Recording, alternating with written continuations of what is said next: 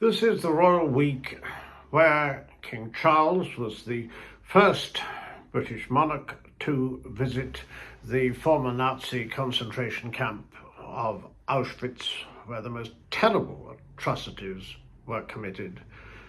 It also was the week where there have been further embarrassments, can you believe it, with regard to Andrew. It's rather like a sort of horror show in a variety of acts. You're never quite sure what's going to happen next or how it's going to pan out. In this case, we all remember that in that disaster of Krakatoan proportions when he gave that Newsnight interview, he said that the last time he saw, and he had to see him in person, in fact, the now deceased paedophile Jeffrey Epstein, was in December 2010. It transpires that they were subsequently emailing each other, and on the 27th of February 2011, Andrew talks, or at least emails, the idea of playing some more, the sort of phrase that will come to haunt him, and will we discover what, if anything, they got up to. I mean, the whole thing is gruesomely embarrassing, and there's no doubt that apparently he seems to have lied. People certainly don't believe him. It has to be emphasized that he believes he's done nothing wrong, and he's not been found guilty of anything, and he strongly denies all charges against him. But he still hasn't explained away that photograph in 2001 with Virginia Roberts-Giuffre and Ghislaine Maxwell, who's currently serving 20 years for child sex trafficking. Also, there has been this gruesomely embarrassing situation recently where we discovered, and more details have just emerged, of how into his inner circle, how close the alleged spy Yang Tengbo actually got. There's a highly embarrassing letter that surfaced from one of Andrew's closest advisors, and it makes absolutely clear that this character seems to have had a considerable pull, a certain amount of power, you could say, even as it's told at the top of the tree. Apparently also, which is quite extraordinary, there's even an admission of the difficulties, and, putting it mildly, that the interview was ill-advised, the interview with Maitlis. So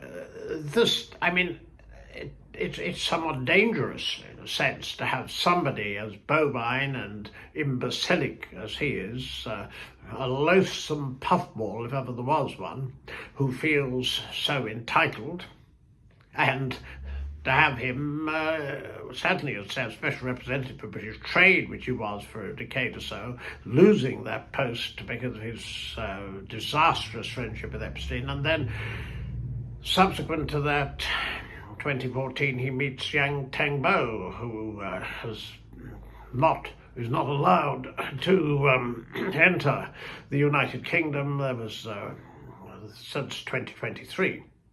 So you're left with the thought that, given the fact that Trump's new nominee for the post of head of the FBI has talked about making clearer what happened with Epstein to the American people, and looking again at the web of deceit surrounding him, could Andrew help? Of course he could. Will he? Well, that's another matter. I mean, he could also help run the royal estates. He shows no sign of doing that. And he could also do charitable activities. He shows no sign of doing that. He's a royal lodge at 30 rooms in the Windsor Great Park.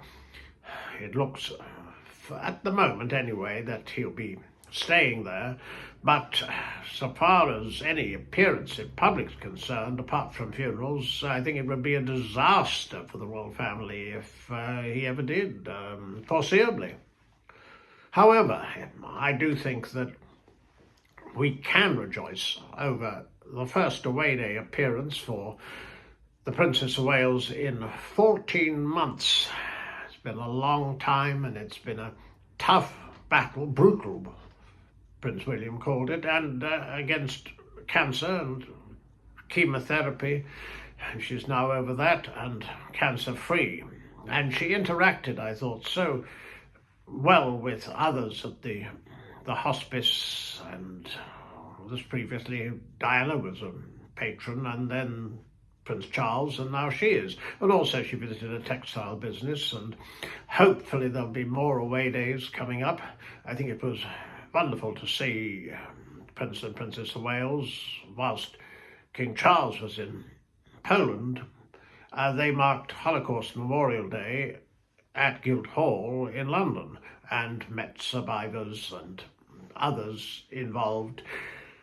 It's, I think, remarkable that they are able to interact so well with people, and also, of course, there is a tremendous amount of interest every time they appear in public, and they have therefore a unique opportunity to do good, both nationally and obviously internationally, for the charities that they support. And of course, Amazon Prime is apparently making a film of King Charles's 2010 book, Harmony. This is part of the King's philosophy of life.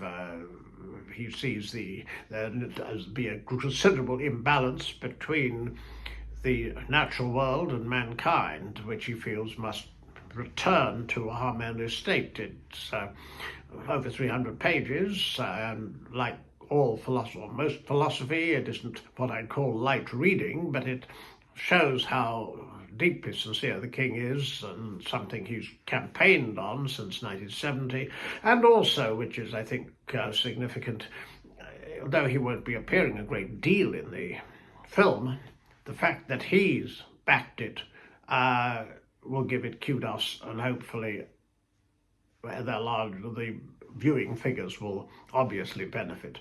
Then there's Harry and Meghan and Netflix, and a comedian apparently making a joke about the lack of direction at a launch of events for the future. Well, we'll have to see. With Love, Meghan, it launches on the 4th of March, and it'll be absolutely fascinating to see how many people stay with it and are still watching when the 8th episode, which is the last, actually arrives.